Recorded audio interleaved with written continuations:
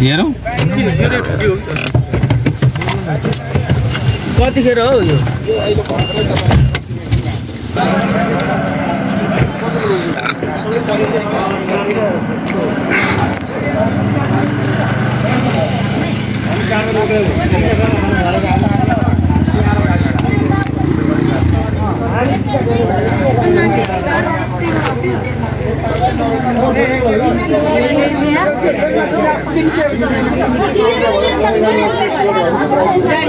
कहाँ लड्यार छ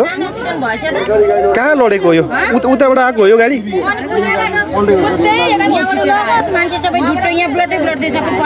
पखाल्नु हो यता लडिरहेको थियो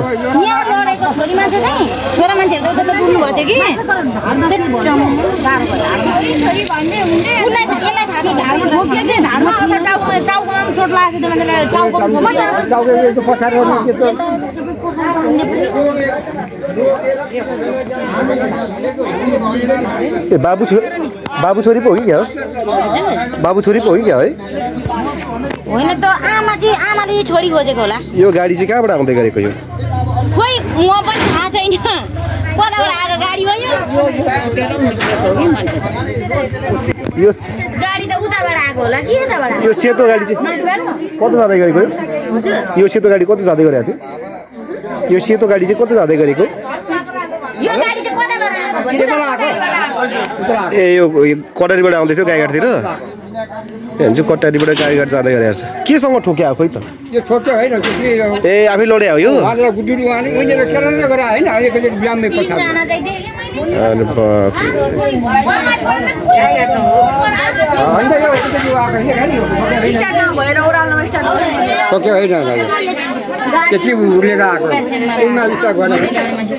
ए आमामा यता पनि ब्लडै ब्लड छ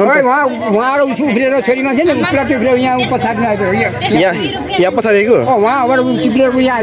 यहाँबाट चिप्लेर यहाँ ब्ल्याङ्कै हो कुनै खुन थियो के छ अवस्था के छ त्यो मान्छे अवस्था निकै गम्भीर है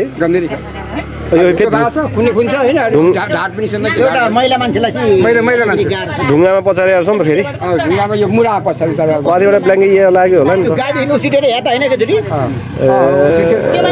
गाडी माथि मान्छे उठेर यहाँ दियो यहाँ लड्ने मान्छेको आज 4 जना मान्छे माथि झरेको ओ यहाँ माथि लड्न उछिटेर यहाँ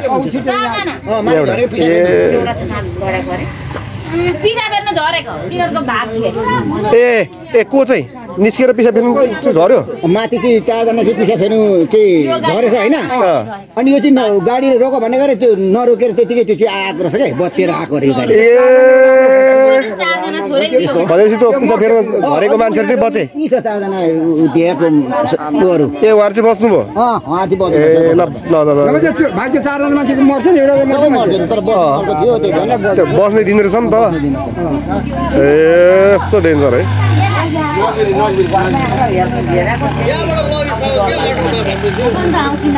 त्यो बस्ने दिनु रहेछ है बस्नु गरेर त झर्यो नत्र उनीहरू पनि चढेर आएको भए त एउटा न एउटा केही हुन्थ्यो फेरि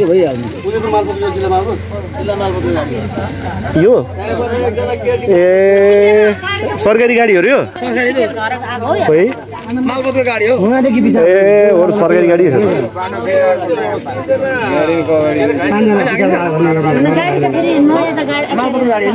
मालपोतको गाडी हो के घाइते नाम थाहा छैन कि दुईजना लेडिज तपाईलाई त्यहाँ लिफ्टमा आएको लेडिज दुईटा घाइते छैन दुईटा एउटा मात्र हामीले देख्ने पाएन नि हामी त पिसा गरेर आउँदै थियौ एउटा मात्र गाडी छैन अगाडि हेर्नु लेडिज मात्र मैले घाइते देखेँ हैन एउटा छोरी गुरुजी हामीले सुभाष साहब अर्को एउटा सुभाष साहब त्यस्तो छैन हल्का छ बाउ छोरी हो हैन आमा छोरी ए आमा छोरी पो आमा छोरीको चाहिँ निकै छोरीलाई आमालाई गाह्रो छ छोरीलाई त हल्का तर त्यो पनि अत्तालिएर होला नि बिचरा उ पनि छोरी मुखी बामु उठाउँछ मम्मी उठ्नु सक्ने भए हो त बियोस् निकै गाह्रो भयो नि छोरीलाई पनि नाकबाट पुरै ब्लड गएको चोट छैन हैन नाकबाट चाहिँ पुरै ब्लड गएको खोइ दुईजना यो जिल्ला मालपोत कार्यालय उदयपुरको यो सरकारी गाडी हो जुन कटारीबाट गाईघाटतर्फ आउँदैखेरिको यो गाडी अनियन्त्रित भएर यो ठाउँबाट अनियन्त्रित भएर ठ्याक्कै यहाँ दुर्घटना भएको र यहाँ सवार 2 जनाको अवस्था निकै गाह्रो भएको छ। मालपोत कारले गर्छ। ए बाबा ती त भन्दै छु त म तपाईहरु के हामी पिछा गरेर सुन्नु न तपाईहरु झर्नु झरिसकेपछि म त पिछा लागेको